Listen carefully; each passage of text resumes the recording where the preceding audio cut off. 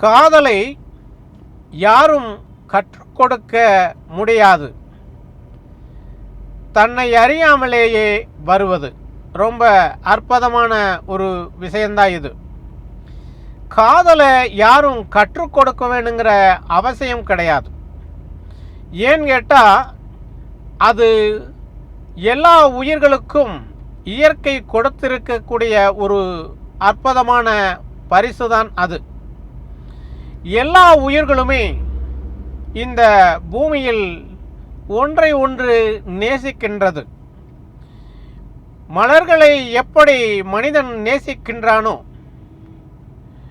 இயற்கையை எப்படி மனிதன் நேசிக்கின்றானோ, அதுபோல் இந்த பூமியில் ஒவ்வொரு உயிர்களுக்கும் காதலை கொடுத்திருக்கின்றது இந்த இயற்கை என்றால் அது மிகையாகாது.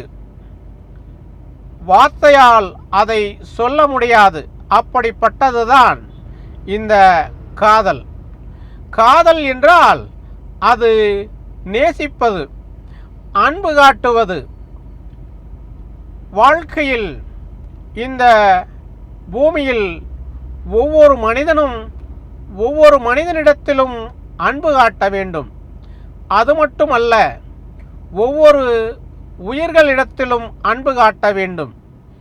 ஏன், இயற்கையிடம் கூட மனிதன் அன்பு காட்டினால்தான் அது உண்மையான காதலாக இருக்கும் என்பதுதான் உண்மை.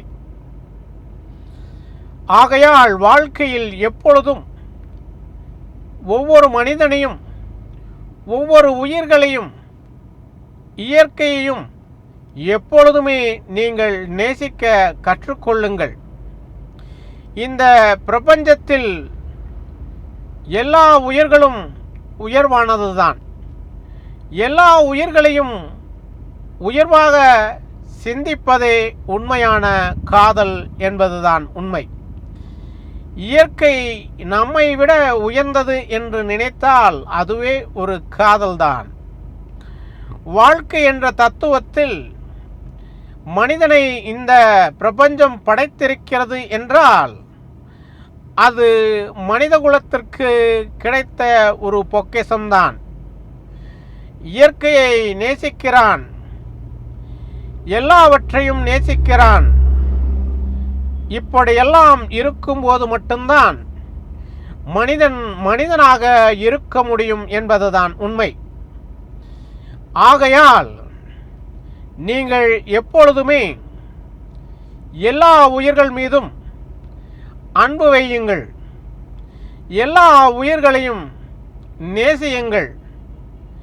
எல்லாவற்றையும் நீங்கள் சிறப்பாக செய்யுங்கள்.